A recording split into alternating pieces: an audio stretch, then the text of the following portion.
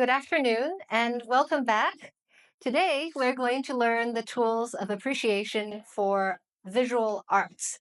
And I have prepared for you a video that I have posted on Moodle.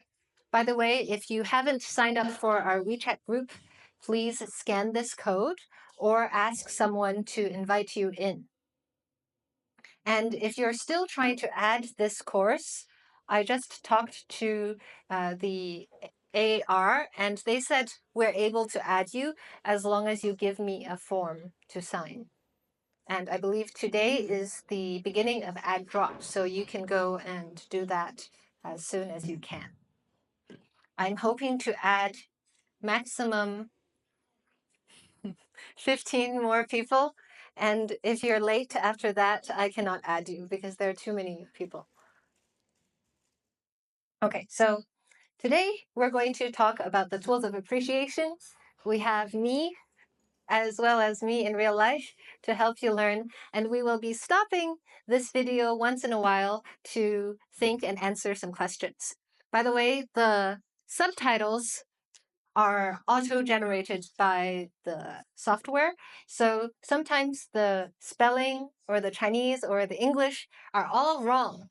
Do not pay too much attention to it. If you want to get the correct words, the correct spelling, please look at the actual slides and the things that I write on the board. Okay, so let's get started. Hello and welcome to the Tools of Appreciation.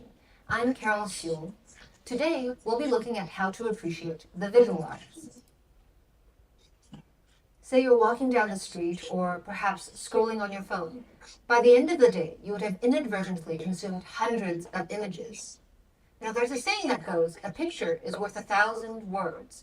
So in reality, you'll have also inadvertently consumed hundreds of thousands, if not millions, of words and all of their associated feelings. Today, we're going to take those feelings up from the subconscious level to the conscious level, so that next time, when you open your eyes to see, you'll be more aware of what you feel and how. This is important because even though we all have an innate ability to feel, being able to do so consciously allows us to be more nuanced in our feelings and allows us, therefore, to be more in touch with the human condition. Before we begin, please take a look at this painting over here, Raphael's Marriage of the Virgin. Jot down a few things that you observe and perhaps what it makes you feel. Okay, so how does this image make you feel? Let's go around the room and maybe talk about it together. What do you feel when you see this? You can say anything you want. There's nothing wrong. Already I think this picture is very colorful, and I think the building is kind of beautiful. Beautiful. Yeah, I think it's beautiful. Why do you feel it's beautiful? It's not normal, so I just try to use a word to describe it. Maybe my word is limited, so I just use beautiful. Mm-hmm. Well, I think it's quite beautiful too, perhaps because it's symmetrical. And geometrically, it's so perfect. Yeah, maybe. Yeah. So that could be one of the reasons. Yeah. Okay. But beautiful. Yes, colorful. How about you? By the way, this picture, maybe, if you look at from the window, from the door to look these people and this building. So I want to know why we will look at this building. Very good observation. So the picture frame seems to be a curve on the top, right? And we have that same archway reflected in the building's curves as well. So it's almost like you're inside a building looking out, and there's another building. That's a great observation. We can talk about picture frame in today's lecture as well. How about you? Any feelings? I think pictures like a photo to describe people's activities, and it's very interesting. Just like a photo. So very photorealistic, right? And I think the reason is because there's one point perspective. Do you remember 1 point perspective from last class? So it's when all of the lines in this painting recede or vanish into one dot, which is that that rectangle at the very center of the bottom floor of that building. So 1 point perspective was a technique invented in the Renaissance, which was when this painting was created. And 1 point perspective helps us have this impression of being photorealistic. These are all excellent points you all made, and I'm very impressed by how ready to answer you guys are, and how wonderful all of your answers were. Very, very observant. So let's continue. And when we have taken this whole class in, maybe you'll have some other things to say about this painting. We will be revisiting this painting at the end of our talk, and by then, hopefully, you'll find out that you have a few more insights. So how do we appreciate art? Well, first of all, you need to gather your basic information. Such simple things as the artist, the title, the medium, the dimensions, and so forth. Then you need to dig deep. You need to find out what techniques are being used. What is the provenance, meaning how did this painting come to be? And what is the historical background of this painting? Finally, you need to forget about number 1 and number 2 so that you can feel very deeply from a subconscious level. A lot of you might be scoffing at the idea of how, after all this work, we only amount to something so intangible as feeling.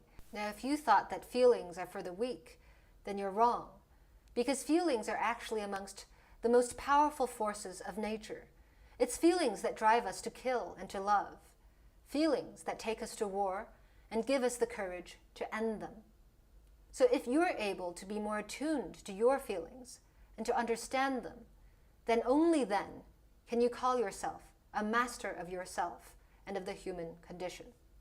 So without further ado, let's get started with cultivating your feelings, with understanding how to gather the basic information when appreciating art. Title and artist are pretty easy to understand. What is medium? Quite simply, the medium of a work comprises of the materials that make up the artwork. For instance, the Giotto to the bottom left here is made of tempera on wooden panel. The next work, the Gauguin to the center, is of a different medium. This one is woodcut block. And finally, the Raphael has a different medium once again. This one is oil on panel. You can find out what the medium is by visiting the website or plaque associated with a piece of art. For instance, here on the National Gallery of Art's website, we can see very clearly that the Raphael is made with oil on panel. Dimension is another piece of important basic information. This is particularly useful in the world of digital media, because we often don't quite know the real size of a piece of artwork until we see the dimensions or view it in person. For instance, you might be surprised to find out how small Starry Night really is. Here, we can see that it's only 73 centimeters times 92 centimeters. Notice how we say the height first and then the length. This is contrary to our usual customs of saying length first and then height. In fact, in the world of art appreciation, we always use the following order: height times width, and then, if applicable, times depth. Be sure to remember this, because this is often different from the world of photography and digital images, which goes by the usual custom of width times height. And of course, this information can also be found on the plaque or website associated with a piece of art. Next, you need to find out the accession number and the location of the piece of artwork, because often these are the two pieces of information that stay with the piece of art forever. The accession number refers to the unchanging number that refers to that piece of work and that work only. It tells us when this work was acquired and the sequence in which it was acquired. The location tells us more. It tells us exactly where this piece of artwork is found. This is important because there are often many different editions of the same piece of art, and many pieces of art named with the same title. And often also, the same piece of art has many different names in different languages, and so you can see how the accession number and location are key to being specific about which work we're actually referring to. Of course, that information is also on the plaque and website associated with the piece of work. Now we're ready to graduate onto step 2, really taking the work apart. To begin, we need to define the picture frame. Now be careful, picture frame does not refer to the protective barrier surrounding the painting. Instead, in the world of art appreciation, we call this the picture frame. In other words, the picture frame is the perimeter surrounding the picture. We can use the picture frame to talk about the piece of art. For instance, we can say that Mona Lisa inhabits a lot of the picture frame, and that the little princess is at the bottom center of the picture frame. Now I've got a trick question for you. Where is the picture frame in this?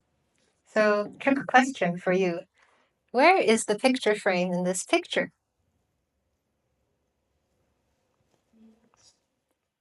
Pardon? In the middle. Do you mean over here? The picture frame. So there are two frames in this picture. It looks to be a frame on the outside that's all the way around. And then there's another picture frame over here, but her hand is over that one. So where does the real picture frame start and end? Let's see someone else. Where do you think the picture frame is? How about you? Outside the picture. What do you mean? You think this is the picture frame? Yeah. No, we just said that the actual wooden material is not picture frame in art. So this is very important to reiterate. So when we have, for example, the Mona Lisa over here, this thing, oops, let's see, here. This red one, which you would call a picture frame outside of art appreciation, you would say that's a picture frame. But in art appreciation, it is not a picture frame. In art appreciation, this is the picture frame. The picture frame is an invisible perimeter of the picture. It is not the metal or wooden or other material outside the picture. So this picture over here has its picture frame over here because the outside black wooden material is not considered a picture frame in art appreciation. Rather, the things that are painted and right outside of the things that are painted, that perimeter is called the picture frame. And what this artist has done is create something called a trompe-l'oeil. Let me get a pen. So trompe-l'oeil is fool the eye in French. Whoops, this doesn't work.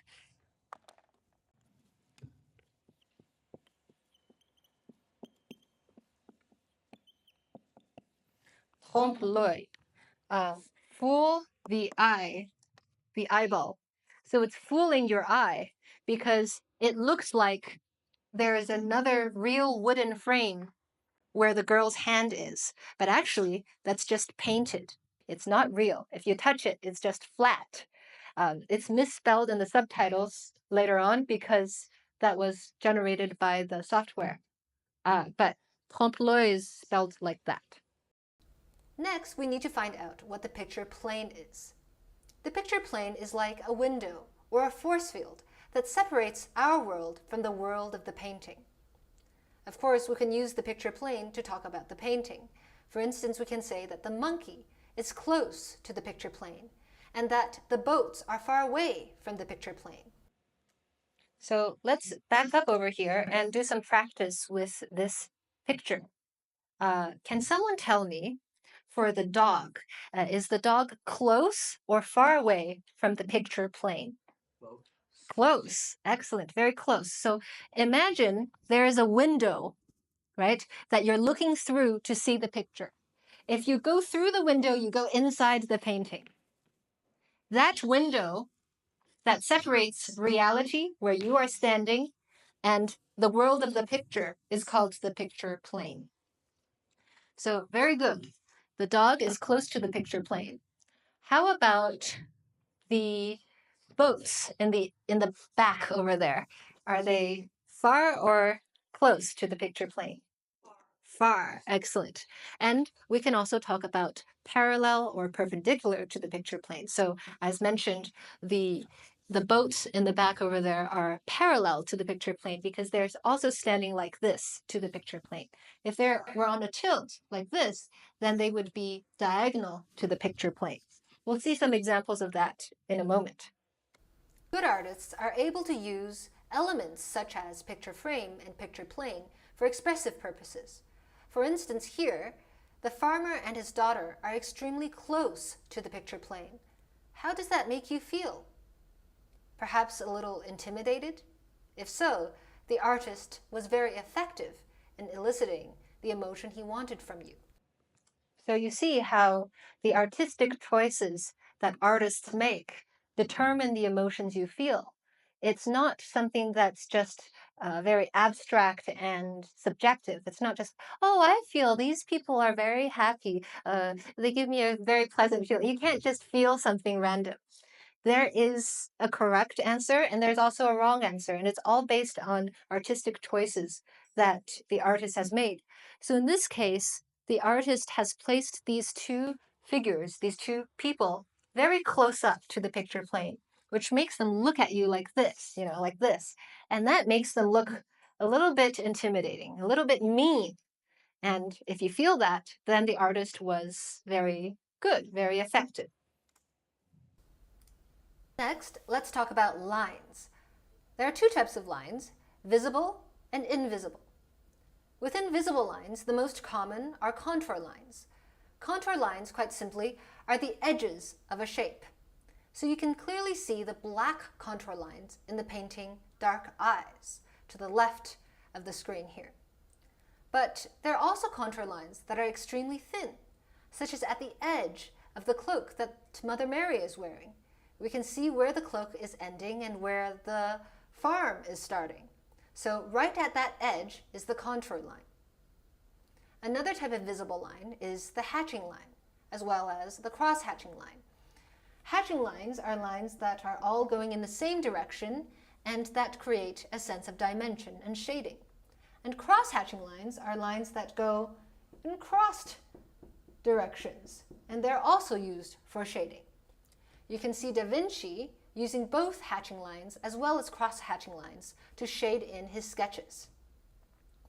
Finally, in the world of invisible lines, the most common is the implied line.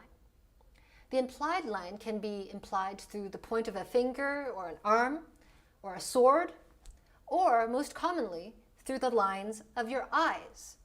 This particular type of implied line is called directional gaze.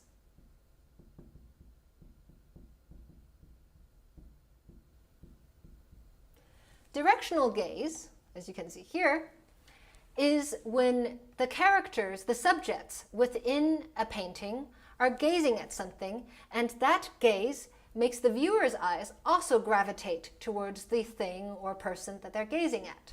For instance, here, the directional gaze is making the viewer also focus on the baby.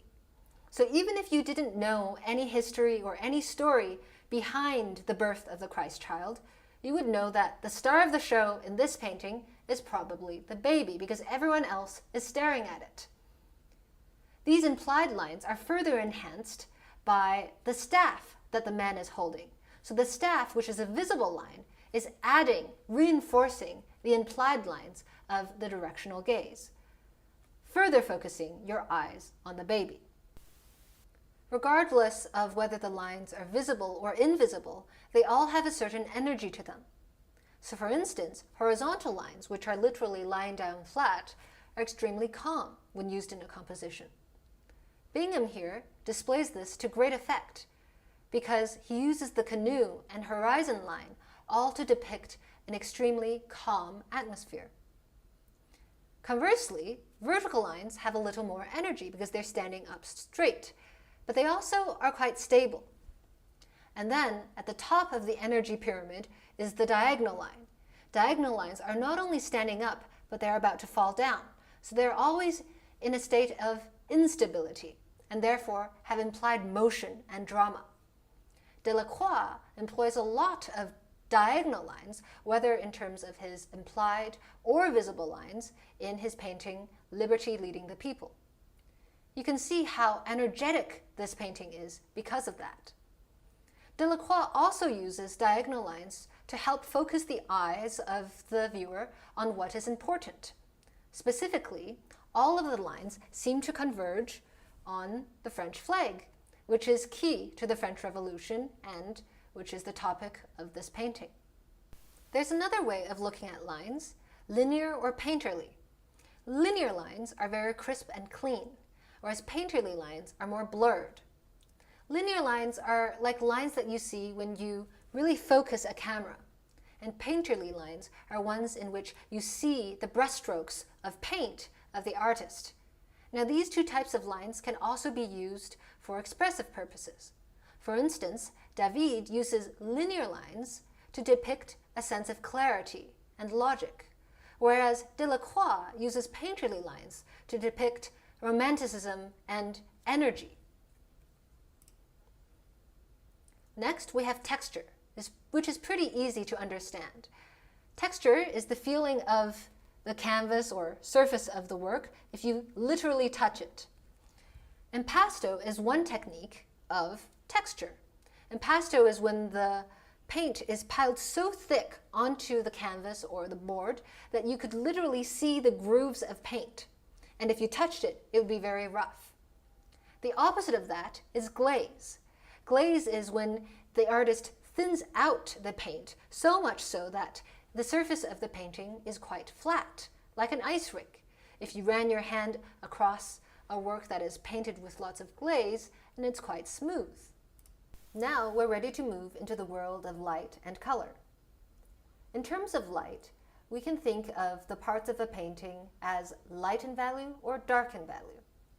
The parts that have lots of light, which is to say lots of white mixed into the paint, we can call high value. And the opposite, that is the parts that are quite dark, the parts that are mixed with lots of black, we can call low value. So to put this in practice, for instance, we can look at the painting to the left. We can see that the background is quite black, quite dark, so that's low value. On the other hand, the leg is quite bright, quite high in terms of white, so we can say that's high value. Luckily, whatever we notice in terms of grayscale is the same in color. So anytime you're called to think about light and dark values on a painting that is perhaps in color, you can imagine it in grayscale, and everything will be clear. While on the topic of light, we also need to think about the directional light, which is where the light source or sources are coming from. For example, in the Goya painting, it's quite obvious. The lantern is giving off the directional light. In other cases, you might need to find out where the directional light is coming from based off of the shadows and the places that have the highest amount of spotlight. So in the Caravaggio to the left, we can imagine a light source coming from perhaps off to the left bottom of the picture frame. Either way, the higher the contrast between light and dark values within the painting, the more dramatic the painting becomes. We can refer to this technique with two particular words. The first one is chiaroscuro. Chiaro means light, and scuro means dark in Italian. So chiaroscuro means the juxtaposition of light and dark. A more extreme version of chiaroscuro is tenebrism. Tenebrism is when the background is completely blacked out, and the figures that have high values are almost as though there's a spotlight shining on them.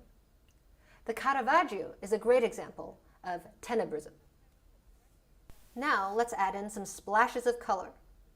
At the most basic level, we have primary colors. These are the colors that cannot be divided any further, and they're yellow, red, and blue.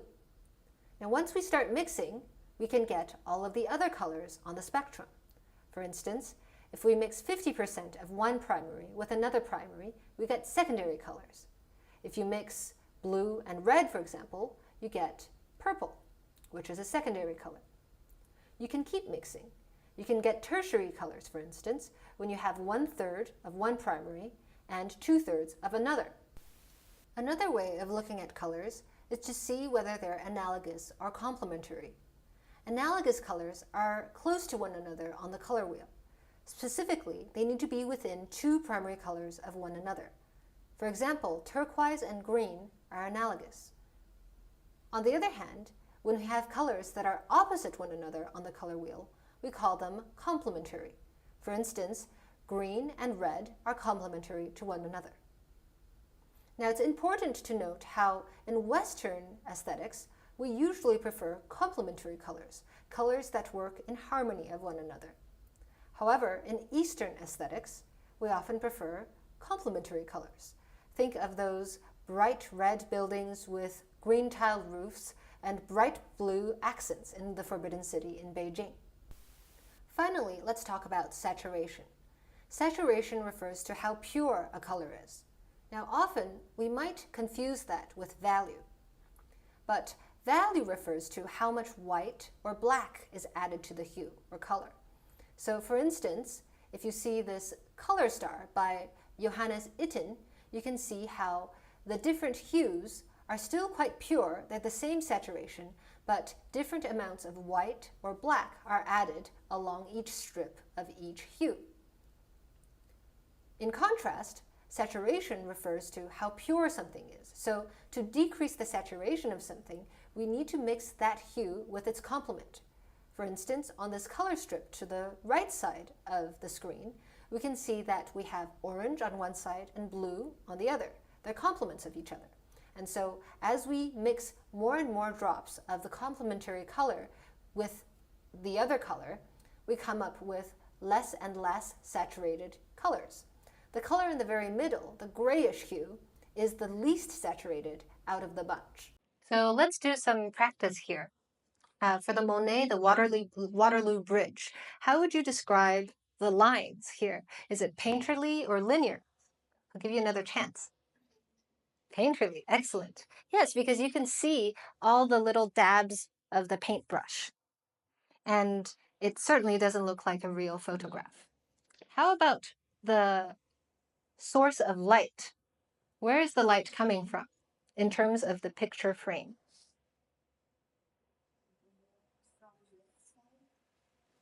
From the top left of the picture frame is how you would say it correctly.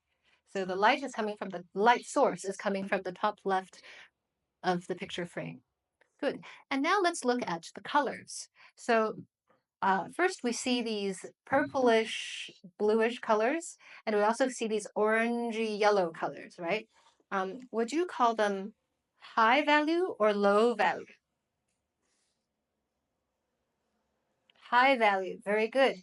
There's a lot of white mixed in. So high or low value means if we're adding white, the literal paint that is white colored into the paint to create whatever is drawn. However, let's talk about saturation. Saturation is different. So are these high or low saturation? Saturation means how pure something is. So how pure means, for example, if you have a yellow, does it have blue mixed in? If it has blue mixed in, it's low saturation. So it's low saturation here because if you look at the yellow that's under the bridges, you can see how inside there's a little bit of that bluish purple mixed in together.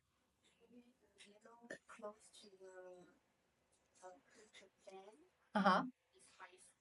Oh, the very closest ones, like over here? Yes, there are some bits that are high. Yes. The farthest, yes. But even over here, there's a little bit of low saturation happening here because there are little dots of purple mixed in. And how we know if something is high or low saturation is if the opposite color on the color wheel is mixed in. So if we look over here on the color, whoops, no, I don't want that.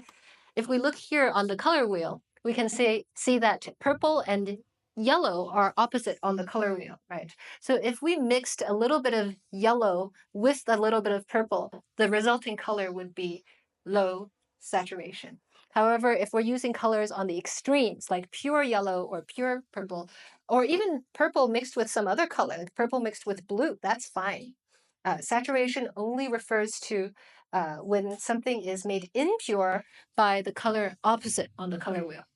And also, speaking about the color wheel and stuff, there maybe is some confusion for people who come from backgrounds of film.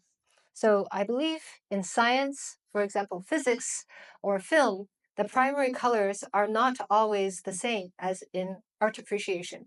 In art appreciation, the primary colors are yellow, blue, and red. As you can see, yellow, blue, and red, the inside of that triangle. In some fields of science, for example, laser technology, or in some film technology. Who does film here? Okay, so what are the primary colors in film? What are the primary colors in film? I know, but aren't you in film? Yes, very good. So blue is replaced by green, right? In film. So last year I had some film students and they were confused. The reason why in art appreciation we have yellow, red, and blue, but in film it's yellow, red, and green, is because in film it's colors you produce out of a light source. So we're projecting that light out of the projector, for example. But in art appreciation, we're looking at images that are absorbing light. For example, something that you draw on a piece of paper. Anyways, for this class, just remember it's yellow, blue, and red. And then the complementary colors are the ones on the outer and the middle ring. So for example, the complementary colors are opposite and the analogous colors are in the middle ring. We can immediately notice how all of the hues chosen here are very high in value, in that they're tinted with bits of white. As well, Monet has chosen hues of very low saturation, in that the purplish blue is always contaminated a bit with yellowish orange, and vice versa. Finally, we can see the complementary colors at play of orange-yellow contrasting against purplish blue. Now the painting on the right side, the Van Gogh, is also made out of yellow-orange plus purple-blue, but this one is much more vivid because of the higher saturation here. The effect of it is that it gives off a stronger sense of crispness between the contrasts of color. And actually, let's extend it to the third step, which is emotions. So speaking of saturation and high or low light value, these both have quite high values, but they give completely different emotional responses. The autumn leaves that you see here are really almost burning. They're on fire. You feel the crispness of the autumn air, and it's making you feel really fresh, hopefully. And it also feels like a clear day, right, in the fall.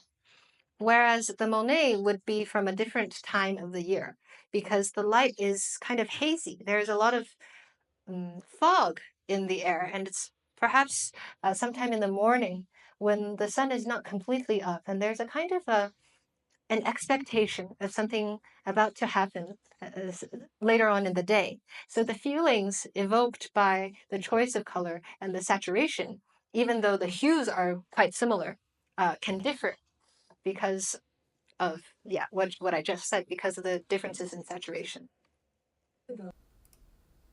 So, in review, we've done step 1, step 2, and finally now we're able to go on to step 3. To do so, let's return to the painting that we saw at the very beginning of this talk. Remember this? This is Raphael's Marriage of the Virgin. Now, in terms of the basic information, we know that the medium is oil on wood panel, and the dimensions are 174 times 121, and that the location is in a museum in Milan. Now, all this basic information is pretty straightforward. You can find it from a website associated with the painting. Let's move on to the observations, starting with the composition. In terms of composition, we can see a large group of people consisting of the bride Mary and her groom Joseph, as well as their priest in the center of those two, and their friends and family at the very bottom of the picture frame and close to the picture plane. Further back in the picture plane and higher up in the picture frame, we see smaller groups of people. That's the middle ground. And finally, in the background, at the very high end of the picture frame and very back of the picture plane, we see a large building with a big dome on top. That's probably a church. This composition gives off a sense of order and calm thanks to its symmetry, but also thanks to its use of lines. Specifically, we see a lot of vertical lines, which give off a sense of stability, as well as horizontal lines, which give off a sense of calm. In addition, we see these recurring shapes, for instance, the tiles on the floor or the arcs in the building, once again giving it a sense of calm, order, and stability. Now, there are a couple other lines that are pretty important. Foremost, we see some implied lines. We see the implied lines of the directional gaze of Mary and Joseph, both staring at Mary's hand. Probably it has a ring on it, which is central to the wedding. As well, we see implied lines from the tile on the floor. We can see that the tiles, the white parts of the tiles, are pointed kind of at our couple and framing the two into one little part of the division of the floor space. Finally, we see the implied lines as delineated by the little dots of red throughout the painting. Now, red is a very expensive color to use, so its use was also very intentional most of the time, especially back in Raphael's day. But you can see how red is used quite liberally here in order to lead our eyes to dart from Mary to her friend to the cardinals in the back. And this gives a sense of motion to the painting. Next, we can talk about texture. The texture of this painting is probably quite smooth, seeing as we don't really see any brushstrokes or any bits of paint that are popping off the surface of the painting. And then we can talk about light. In this case, this painting is quite brightly lit, and there's not as much contrast as we saw in our previous examples of the Caravaggio or the Goya. So once again, it's not so dramatic, but instead quite calm and comfortable. The use of colors is something to note here. One, because of the use of red, which I already mentioned, but two, also because of the use of complementary colors. Specifically, we see two different pairs of complementary colors which give off a sense of harmony for this piece of art. First of all, we see the sky, which is blue, against the floor and building, which are on the orange side.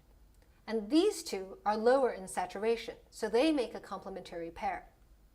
But then there's the high complementary pair, consisting of Mary and Joseph. You see, Mary is wearing red and blue, which are complements to green and orange. How fitting that the two people within the couple are wearing complementary colors to one another, and so they literally complement one another as a couple. I think that Raphael did a wonderful choice here with the choice of color, specifically for the couple. So altogether, taking this piece into consideration, we can now be free to do the third step, which is to feel. Now, I've explained each of the feelings as I went along, but you can jot down what additional feelings you feel with this painting, and later on, perhaps substitute this painting, but go through the same checklist with some other paintings for practice. Thank you so much for tuning in. Next time, we'll talk about how to analyze music, and afterwards, for the third part of this video series, we'll talk about how to analyze literature. I hope to see you soon, and have a great day. Not yet. Don't have a great day yet. Okay, so let's practice all those steps on a couple more paintings. This one is the birthday, a beautiful painting made by Chagall for his wife on I believe the day of their wedding. And their love story is really incredible. If you're interested, you definitely need to check it out. It's very moving. He spent a long time trying to get this girl who also loved him, but her dad wouldn't allow it because she was much richer and he was a poor artist. Later, they did end up married, but eventually she died and while he was still not too old. And so he spent the rest of his life mourning her, and his painting style changed.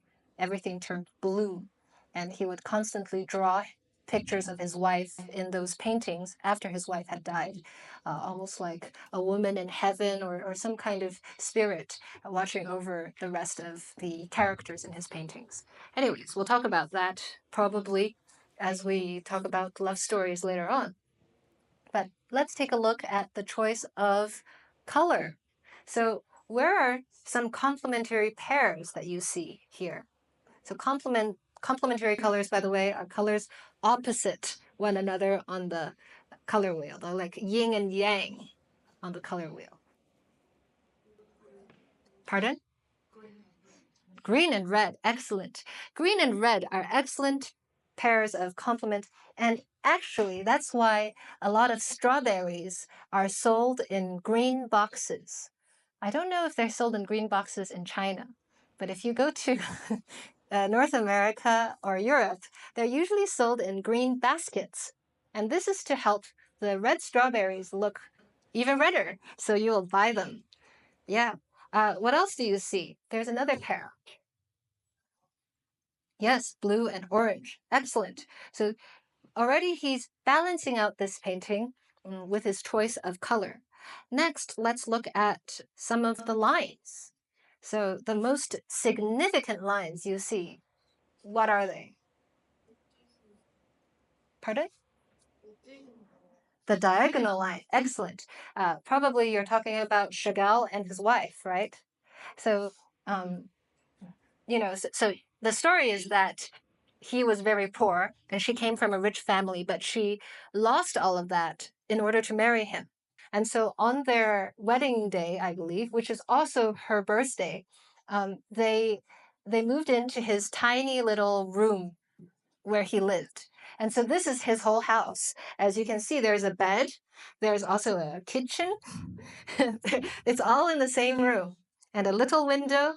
But they are very happy because they finally got to be together. And he is, in fact, so happy that he is flying into the air.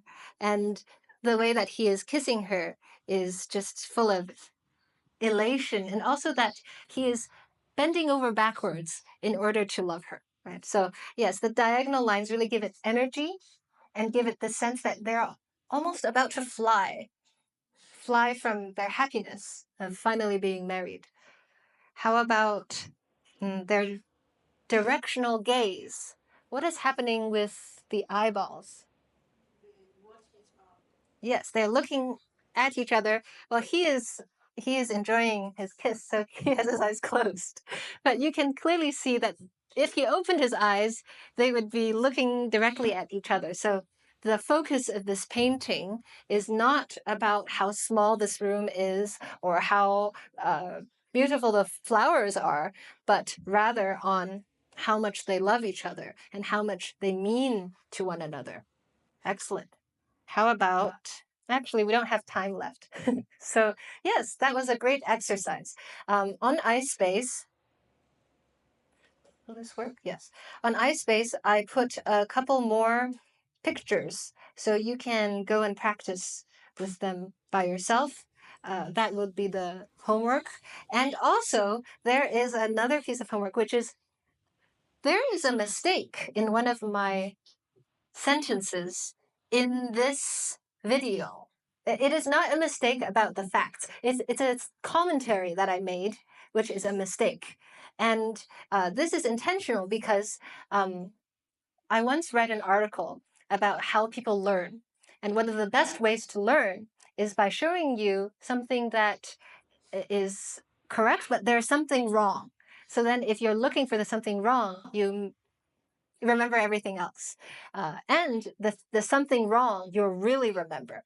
So if you can find the mistake, there's one sentence that's wrong, then I will give you a prize. If you're the first person to tell me, I will give you a prize next class. All right, so go and look for the mistake and have a great weekend. Thanks so much.